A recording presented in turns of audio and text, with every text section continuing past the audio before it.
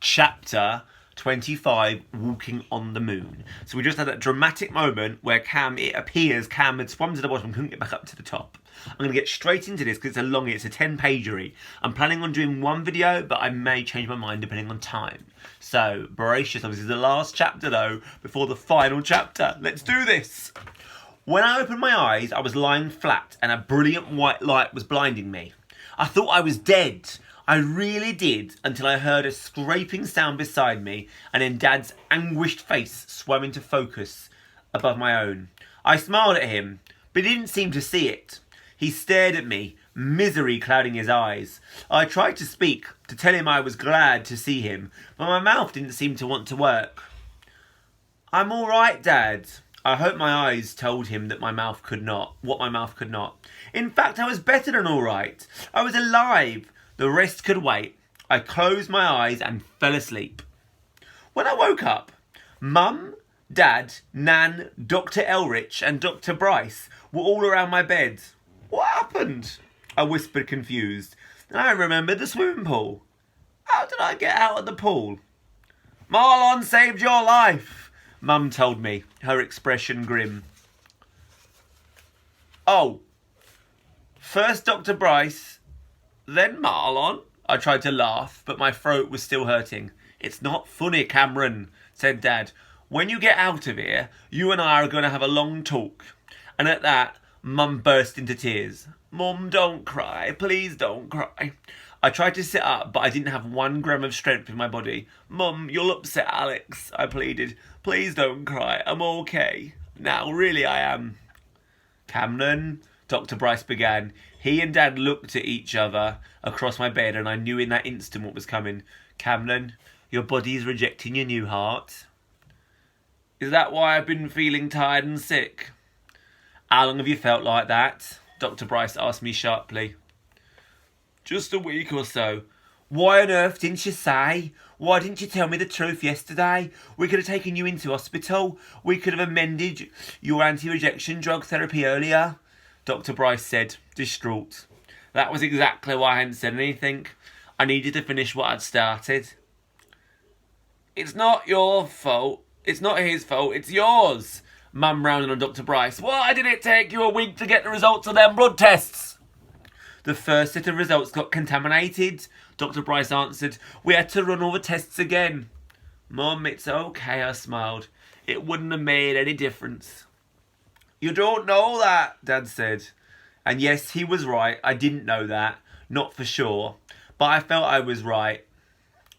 "So what happens now?" I whispered. "Do you give me more anti-rejection drugs?" "I don't think we can do that. It would just postpone the inevitable. Your heart is fighting a losing battle. The only way forward now is to have another heart transplant," he said. "And we have to act within the next few days before you become too weak to survive the surgery." "Another pig heart transplant?" I asked. "Yes, of course." "Is that the only way?" asked Dad. "I'm afraid so. I don't think Cameron's heart will last much into the new year otherwise," said Dr. Bryce. I smiled at him. I liked the way he was as blunt as ever. The poor man didn't look any happier than my mum and Dad. I realised that his brusque manner was his way of coping with things. He must have been through a lot with all the abuse he'd received over the years, with all the abuse he was probably still receiving. "How's the other heart transplant patient doing?" I asked. "She's doing fine. It took her longer to recover than you, but now she's making excellent progress," Dr. Bryce replied. "Good, I'm glad." And I was. "I'd hate for all your research to have to stop now." Dr. Bryce turned to my mum and Dad. Sorry guys, I'm just... "I've spoken to the senior registrar here and she reckons Cameron can probably go home tomorrow, Saturday or Sunday at the very latest. I think if we arrange for Cameron to come back up to the clinic on Tuesday, we'll schedule the surgery for Wednesday and..." "Dr. Bryce, I don't want another heart transplant operation." Dr. Bryce wasn't the only one who was shocked by my words. He frowned deeply. "What are you talking about?" "I don't want another operation." "Why not? Cameron, what are you saying? Cameron, you can't give up now. Cameron, have you thought about this?" The only one who didn't jump down my throat was was Nan. Mum, Dad, I don't want another transplant, I said. It's hard to explain, but try, Mum said immediately. It really was strange the way things worked out.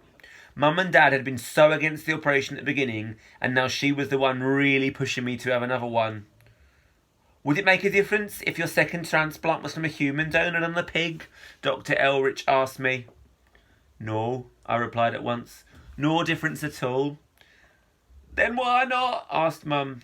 Dr. Bryce, if I had the second operation, how long would I have to take all those drugs you've been giving me? Probably for the rest of your life. But isn't it worth it if they keep you alive? But they're making me sick, and I'm beginning to get tired all the time. I said quietly, it's like before my operation. But as I said, we can fine-tune the dosage until we hit upon a drug regimen that suits you, Dr. Bryce argued. But I don't want the rest of my life to be made up of pills and powders and injections and nothing else. I don't want to feel sick and tired all the time. That won't necessarily happen, said Dr. Elrich. But the second transplant has less chance of succeeding than the first. Dad frowned. Where did you hear that? I read it on the internet, I said. You can't believe everything you read, Dad told me. You know that. Yes, I know that, but a while ago, Mum said something about me being special. She told me that I'm not just special because of my heart, and I shouldn't think that, but I began to. I began to think that my new heart was all I was. That's why I wanted to touch the bottom of the swimming pool, to prove myself that I was something more. Right, we are on 6:43 and halfway through, so we're going to go for a part 2, and also I'm going to want to talk to you at the end. We're very near the end of the book, and Cameron is saying he doesn't want a replacement heart. His heart's failing. My gut is telling me this book is going one way, and I'm certainly not emotionally prepared to deal with this. It's really interesting, but I do actually see Cameron's point of view. Let's have a proper discussion at the end of the chapter. We've got chapter 25, part 2, coming very shortly.